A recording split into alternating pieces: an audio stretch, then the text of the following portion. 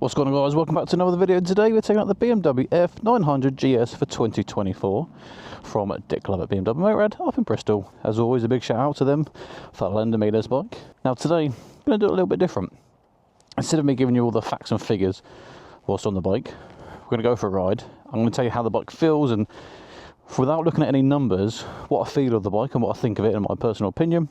And then when we pull over, I'll cover off some of those numbers. I know this bike from factory standard doesn't have some of the extra goodies that Dick Love have put on this bike. So at the minute, some of the extras, we do have cruise control, we do have quick shifter and the keyless ride.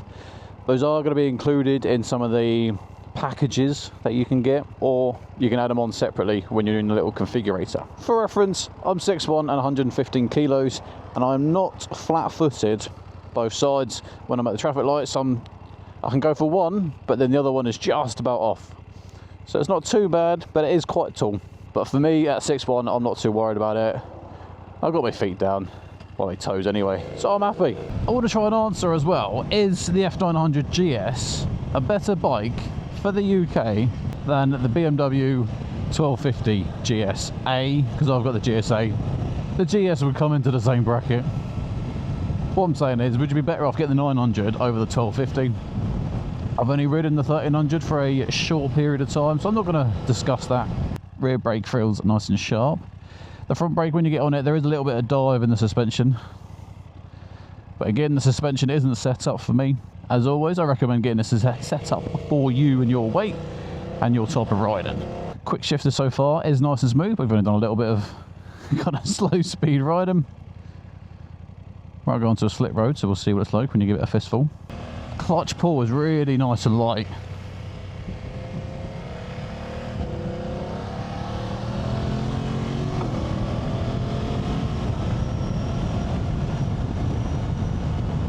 Yeah, the shifter is smoother on this than it is on my GSA.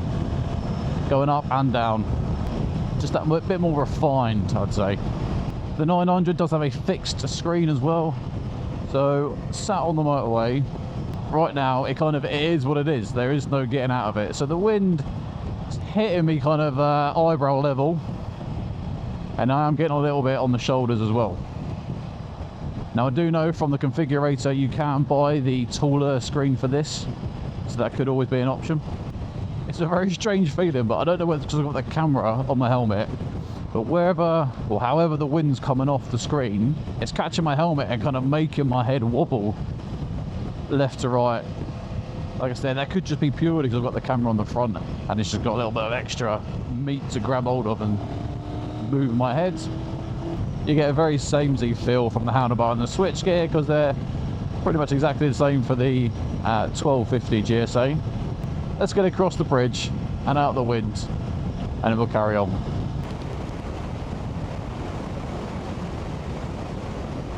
Serious crosswinds today.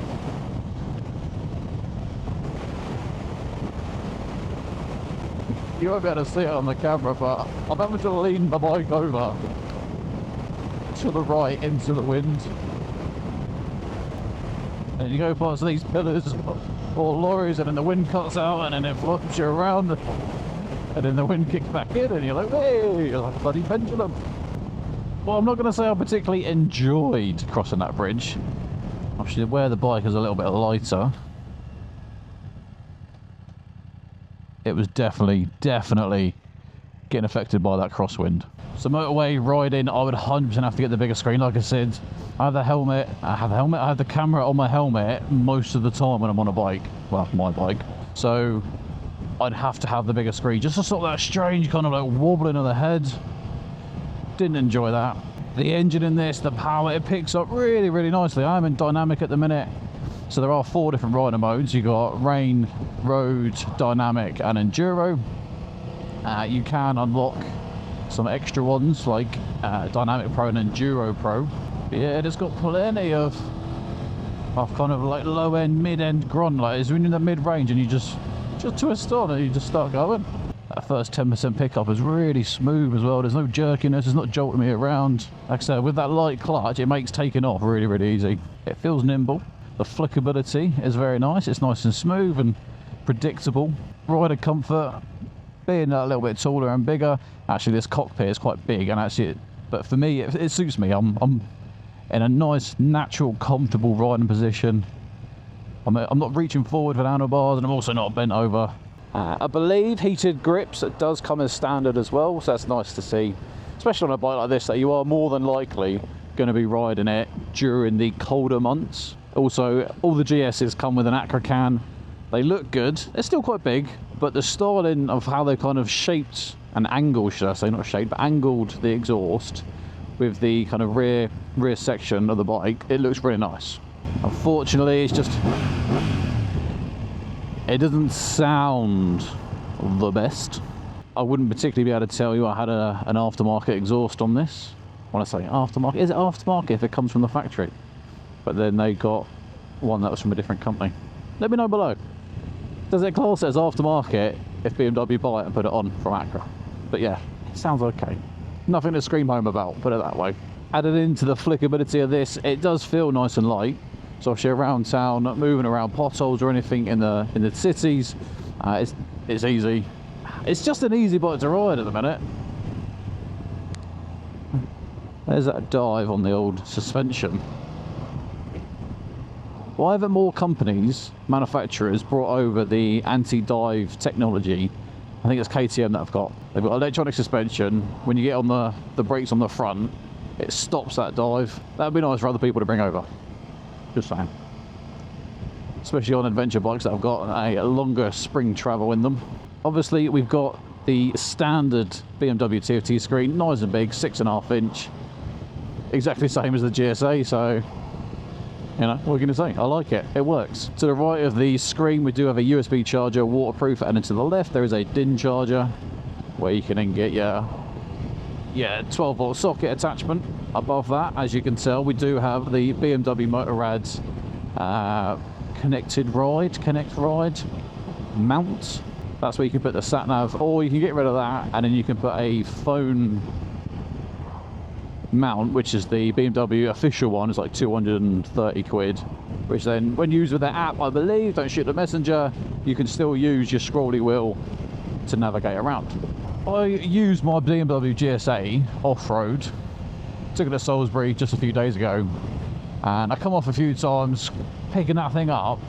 It's heavy, it's so heavy, it's like 300 kilos because I've got my luggage on there and everything in the side. This bike comes in at 220 kilos. So if I was to get this kind of set up for the off-road, picking this up would be a lot easier. And for me, that's where this kind of bike sits in the market. It's for the rider that does 80% on road, not necessarily long distances, but on the road, and then a couple of times a year wants to take it off-road. Whereas if you are doing absolutely chomping miles and you're going to Europe and you're touring all over the place, that's where I feel the GS or the GSA would come into its own over this, the 1300, sorry. This is quite slim and skinny, and obviously I get affected by the wind coming around it, and obviously the bike gets affected with the wind with not having that extra weight. So the 1250s with a bigger stance gives you a bit more wind protection, better protection from the wind at the front on the screen. So the 900GS is taken over from the 850GS, and I never actually rode that. Zoe did. She wasn't a massive fan of it, didn't really like the front end and the feel. Even though this has taken over the 850, this bike is actually 14 kilos lighter than the 850, and I believe it's a lot of it due to the tank.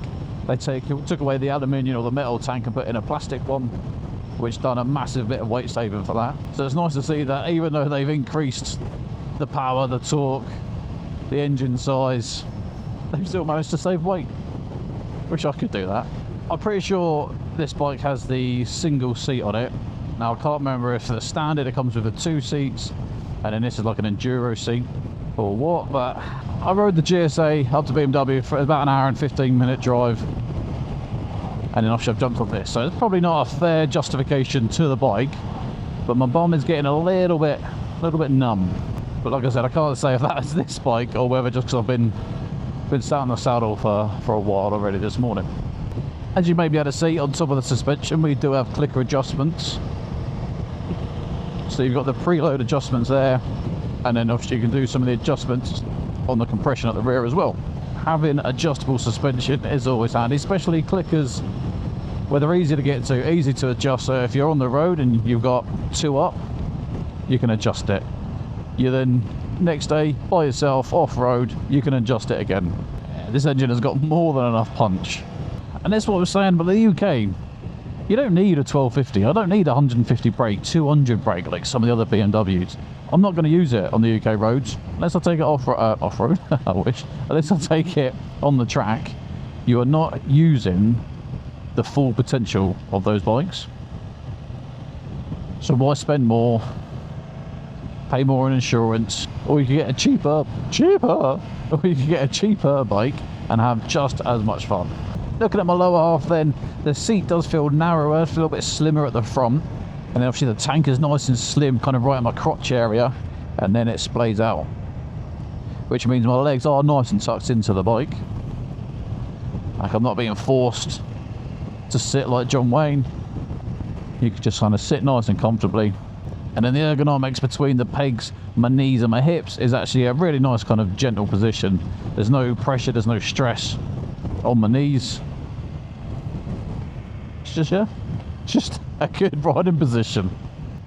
I know you can't see it right now, but looking at the front of this bike, it's very kind of like Dakar looking, quite flat-faced, kind of flat-faced tool head look to it. I quite like it. I know there's 3 different colours. You got this being the standard kind of black with a little bit of grey, or you've got the green. Can't remember what it's called. I'll put it on the screen. Me personally, I think that green looks really, really nice. I know the black's going to cost you no extra. The green is about £230 extra, and then there's the kind of GS trophy colours, which is going to cost you even more. And that's your typical red, white and blue style.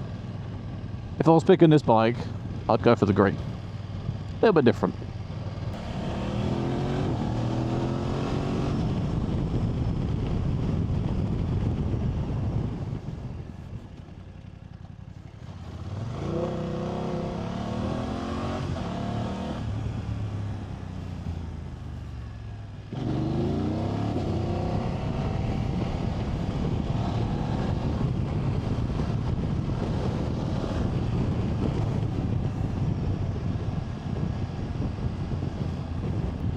So you can get lively on this, that's for sure. For me, right now, the biggest problem is that wind. But like we said, we know that there is the taller screen, so it's not a write-off, it's just a case of I'd need the bigger screen. Quite noisy, gone off bikes, mate. Quite noisy on the old helmet. But the weight, the stance of the nice wide handlebars, it means counter steering, is just, it's just a doddle. You can really get on it in these corners. I know you can get crash cages for this bike, but I don't know if you can get rear rack luggage, like as in hard luggage. But I feel like for a bike like this, I'd probably get some just soft luggage to throw over when I need it, and then when I don't, take it off. Talking of luggage, you could have been with a chance to win yourself a set of soft panniers, because I've been doing giveaways every month. And this month, September, when I'm making this video, is when I gave away a set of nice CNC soft pannier universal bags. As always, if you're not a subscriber, you're not in with a chance, are you? So make sure you hit that subscribe button and help me out on growing this channel. And also a chance to win stuff. We all like stuff. Anyway, stop talking. Quickly just put it into Enduro. Oh, so standing up.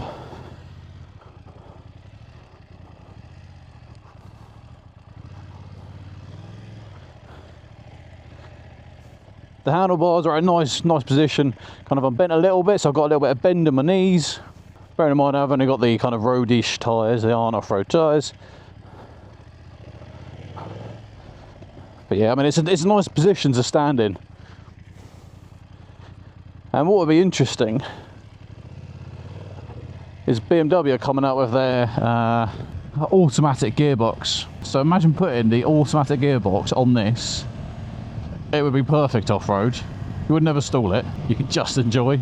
riding off-road. That's what I'd do. If I was getting this or another GSA or a GS, with my mind of doing more off-road, 100% I would be looking at getting the automatic gearbox. Where the seat is nice and slim as well, means you can get your knees tucked into the bike.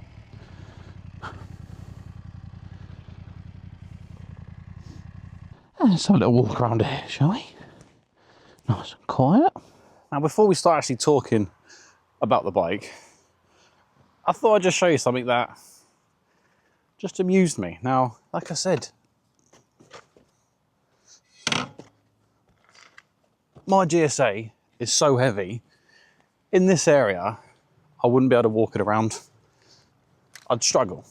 I'd be using all my might and my strength. Whereas this, yeah, it's 220 kilos, but I can still maneuver it around. What a difference that makes. Especially when it comes to doing, like I said, the off-roading bit, or even just moving around your garage.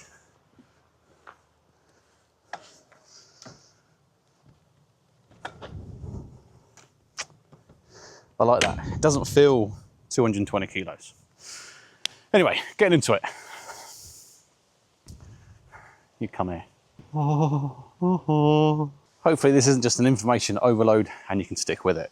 So starting at the very front, we've got 21-inch rims. We do have Brembo calipers and we've got 305 twin floating discs. The bite on the front is okay. Like I said, due to the suspension, it does compress a little bit when you are getting on it. We've got a steering dampener just under the head unit, LEDs all round, and this is the fixed screen.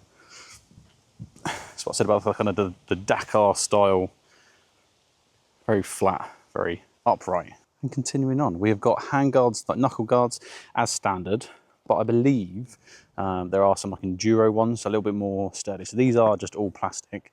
I have seen some metal ones, with a metal brace with the cover. So if you're going to be doing more gnarly kind of off-road, you might want to upgrade those. Keeping on the right-hand side of the bike then, we have got a nice kind of black foot pegs, but this is obviously in this road variant.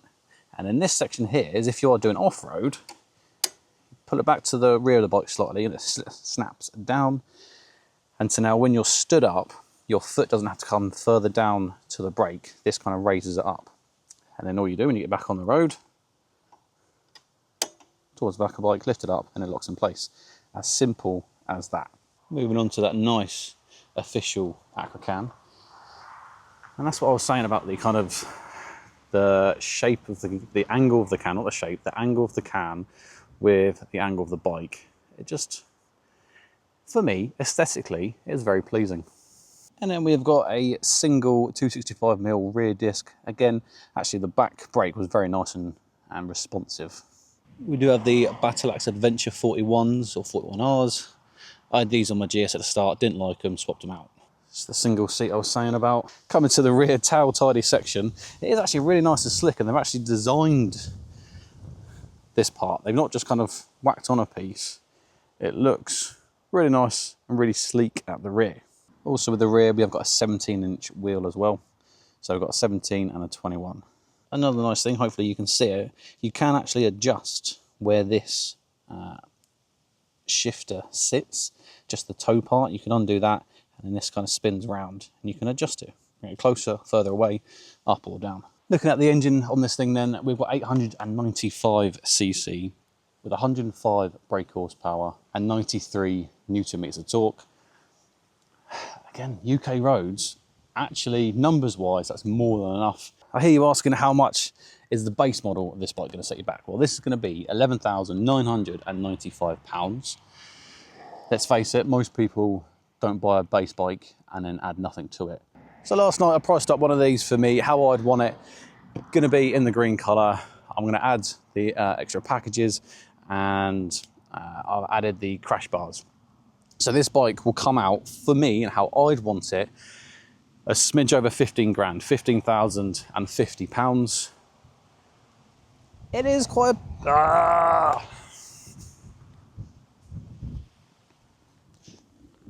Stop falling over. Right, I'm gonna have to hold you because it's a little bit windy and this thing keeps falling over.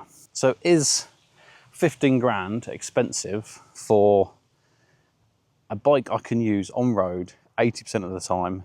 When I do take it off road, it's light, it's nimble, and it's fun.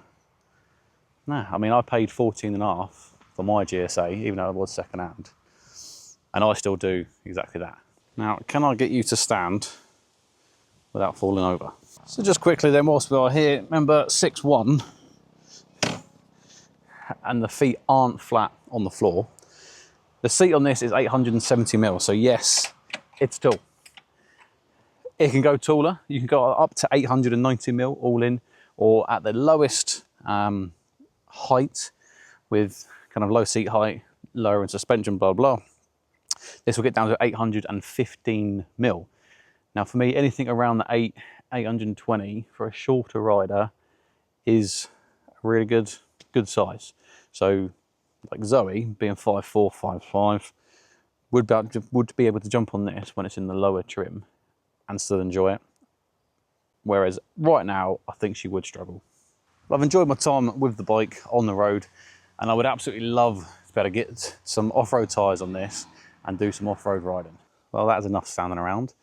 Let's jump back on it, get on the road, and finish off the review. It's got a nice tight turning circle as well.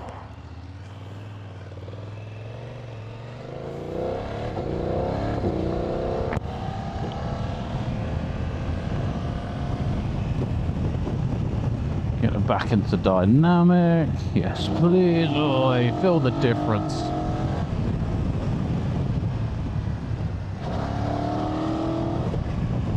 These type of roads are perfect for this bike. Don't forget, if you do want to come and test out one of these bikes, in the description will be Dick Lovett's website. Head on over there. Fantastic bunch of guys, and they've got a really good selection of demo bikes as well. Sometimes I've found you go to dealers and they've only got a few bikes on demo, you're like, come on brother. But nah, they've got a solid collection. They've got the GS 1300, they've got two 1300s. I believe they're shortly, probably maybe done by the time this video comes out, they may have already got the auto gearbox 1300, and hopefully, fingers crossed, we'll be having, or they'll be having, the GS 1300 Adventure on demo very soon. I asked the question at the start, is this potentially a better bike than the GSA 1250 for the UK? Now, for some aspects, yes. Like I say, on the UK roads you can't use the full power, and having something like this that's lighter, cheaper, but has just as much grunt, gets me to the same speeds, it makes sense. Off-road, 100%, this makes sense over the GSA. But the GSA, it's got its bigger screen. I don't know how big the tool screen on this is, but I fear it may just be taller. I don't know, speculating. But my GSA screen is big. The body is big, so that means I get a lot of wind protection onto my body. So for touring and just kind of long distance riding, the GSA makes more sense. And for some people, you won't be doing much touring, so you don't need to worry about it. Others that are going away to Europe and that, definitely is something that would weigh the scales in the more GSA GS region, 1250. So honestly, it really does come down to you, the type of riding you do, the location you go. Do you always have bags? Do you never have bags? But I could see myself owning a bike like this. So I suppose the honest answer is, I couldn't make that decision. Right now, I'm enjoying the GSA. I enjoy the wind protection it gives me. I've got the bags for it. I always leave the bags on because I've always got camera gear with me. If I wanted to do more off-roading than what I currently do, then yes, I would be getting the F900GS. Well guys, as always, thank you very much for watching. Hope you've enjoyed this one. A little bit different, like I said, with the meat of the stats done whilst I was pulled over. If you did enjoy it, give it a thumbs up. More importantly, subscribe to the channel. Helps me keep growing and helps me keep riding. There's nothing else to say but get out there, enjoy the summer whilst it's still here, and ride safe.